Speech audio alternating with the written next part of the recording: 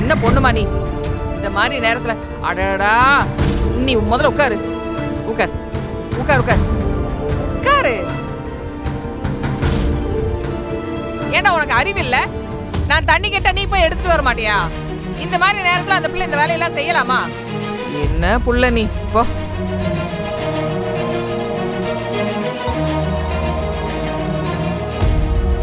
தீபா பிரெக்னெண்டா இருக்கிறது உங்களுக்கு முன்னாடியே தெரியுமா? நீங்க இதை இவ்வளவு சாதாரணமா எடுத்துப்பீங்கன்னு நான் கொஞ்சம் கூட எதிர்பார்க்கவே இல்லைம்மா. என்னால இதை நம்பவே முடியல. நீங்க இதை புரிஞ்சுக்கிட்டதுக்கு ரொம்ப தேங்க்ஸ்மா.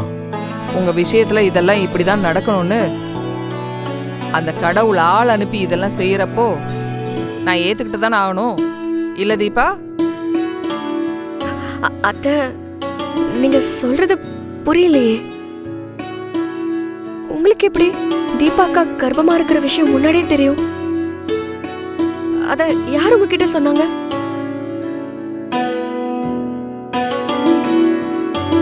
நான் கடவுளை பார்க்க கோயில் கோயிலா போனப்போ அந்த ஆண்டவனே எனக்கு இதை புரிய வச்சான்னு சொல்ல வந்தேன்.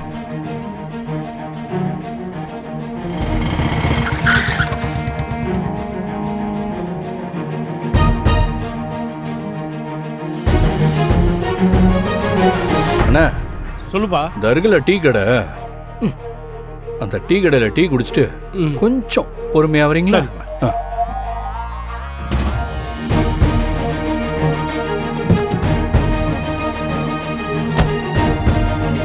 ஏய், இப்ப எதுக்கு வண்டியை நிறுத்தின? உனக்கு என்ன வேணும்? உங்ககிட்ட ஒரு முக்கியமான விஷயம் பேசணும். அதுக்குன்னு இப்படிதான் வழிமறிப்பியா? கொஞ்சமாச்சும் உனக்கு அறிவில்லை? தீபா கர்ப்பமா இருக்கு.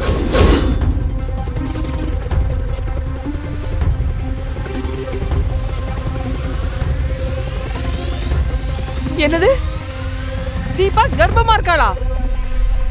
எவ்வளவு தைரியம் தான் நான் சேரக்கூடாதுன்னு அவளை அவ்வளவு சொல்லியும் அவ இப்படி ஒரு காரியத்தை பண்ணிருப்பா. அவளை வீட்டுக்கு போய் கவனிச்சுக்கிறேன். இருங்க, உங்க பையன் தான் கல்யாணத்துக்கு முன்னாடியே அவளை கர்ப்பமாக்கிட்டான்.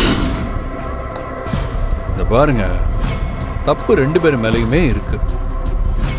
அதனால இப்ப வீட்டுக்கு போய் பிரச்சனை பண்ணி கோவப்படாம ஒழுங்கா அவங்கள சந்தோஷமா ஏத்துக்கோங்க. நான் கோவப்படாதுன்னு சொல்றதுக்கு நீ யாரு? கல்யாணத்துக்கு முன்னாடியே கர்ப்பமாகி என்னை ஏமாத்தி இந்த கல்யாணத்தை பண்ணிருக்கா. இப்ப நான் சந்தோஷமா சிரிச்சு அவளை ஏத்துக்கணுமா? பாருங்க, நீங்களும் ஒண்ணு நல்லவங்க இல்ல. அவங்க கிட்ட பணம் வாங்கிட்டு தானே உங்க பையனுக்கு தீபாவை கல்யாணம் பண்ணி வச்சீங்க. பாருங்க, தீபா விஷயத்துல ஏதாவது பிரச்சனை பண்ணீங்கன்னா அப்புறம் நடக்கிறதே வேற. ஒழுங்கா அவங்க 2 பேரும் ஏத்துக்கிற வழிய பாருங்க. என்னத்த எதுவும் சொல்லாம அமைதியா இருக்கீங்க? தீபா கர்ப்பமா இருக்கால்ல, இது வரைக்கும் அவளுக்கு சடங்கு சம்பிரதாயம்னு எதுவுமே பண்ணல. அதனால நாளைக்கு தீபாவுக்கு பூ முடிச்சு நலங்கு வச்சிருவோம்.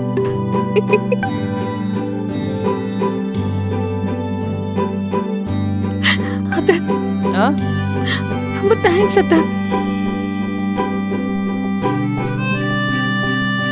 அக்கா, ஏத்துக்கா. இரு, பாத்து. அத்தை, என்ன ஆசீர்வாதம் பண்ணுங்க. இருக்கட்டும். தீபா விஷயத்துல ஏதாவது பிரச்சனை பண்ணீங்கன்னா அப்புறம் நடக்கிறதே வேற. அத்தை, நான் கூட நீங்க முதல்ல கொன்னு போட்டுருவேன்னு சொன்னதும் உங்களை தப்பா நினைச்சிட்டேன். உண்மையிலேயே உங்களுக்கு ரொம்ப பெரிய மனசத்தை.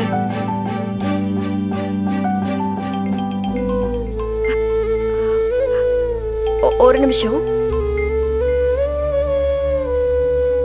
நீ ஏன்டா மசமசன்னு நிக்கிற? அந்த பேக் எடுத்துக்கொண்டு உள்ள வை. சரிம்மா. போ. செல்வி.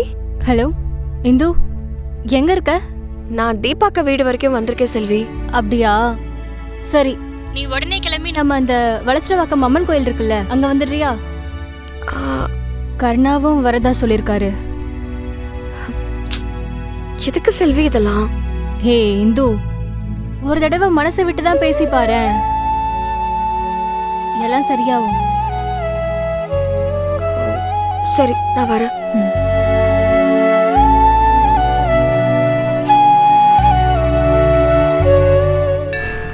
கருணாக்கு ஃபோன் பண்ணியா? அதெல்லாம் இருக்கட்டும், அதான் டே பாண்டி. ஒரு ஃப்ளோல வந்துருச்சு. இந்த ஃப்ளோ இனிமேல் வரக்கூடாது. சரி ஓகே விடு. கருணாக்கு ஃபோன் பண்ணியா இல்லையா? அதெல்லாம் ஃபோன் பண்ணிட்டேன். மாப்பிள்ளை இங்கே தான் வந்துகிட்டு இருக்கான். அம்மா நீ இந்துக்கு ஃபோன் பண்ணியா இல்லையா? நானும் இதுக்கு ஃபோன் பண்ணிட்டேன். இன்னும் கொஞ்ச நேரத்துல அவ வந்துருவா. என்ன ஃபீலிங்ஸ் ஆஃப் இந்தியாவில் இருக்க? எல்லாம் இந்துவை நினைச்சுதான். 2 பேரும் பிரிஞ்சதுல இருந்து இந்து ரொம்ப மனசுடைஞ்சு போயிட்டா. என்னதான் அவ வெளியே சாதாரணமா சுத்திக்கிட்டு இருந்தாலும் உள்ளுக்குள்ள அவ எவ்வளவு கஷ்டப்படுறான்னு என்னால புரிஞ்சுக்க முடியுது. அதான் உன்கிட்ட சொல்லி இப்படி ஒரு மீட்டிங்கை ஏற்பாடு பண்ண சொன்னேன். மாப்பிள்ளை இங்கே அதே கேஸு தான். சிஸ்டர் அவனை விட்டு போனதுலேருந்து ஒரு மாதிரி அப்படியே சுற்றிட்டு இருக்கான். எனக்கு எப்படியாவது 2 பேரையும் மீட் பண்ண வச்சு ஒருத்தருக்கு ஒருத்தர் மனசை விட்டு பேச வச்சிடணும். எப்படியாவது அவங்க 2 பேரும் பழைய மாதிரி 2 பேரும் சேர்ந்து ஒன்னா வாழ்ந்தா போதும்.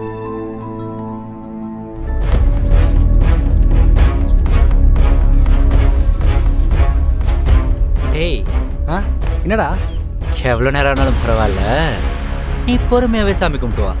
பார்ட்டிக்கு போக டைம் ஆச்சுன்னு சொன்ன. ஹேய், பார்ட்டிக்கு போயும் இதே தானடா பண்ண போகிறோம் நம்ம மச்சான். நீ போய் பொறுமையாகவே சாமி கும்பிட்டு வா. டேய் கோவிலுங்கிறத மறந்துடாதீங்கடா.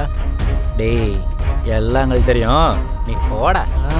பாத்துரா மச்சான் நீ வாடா.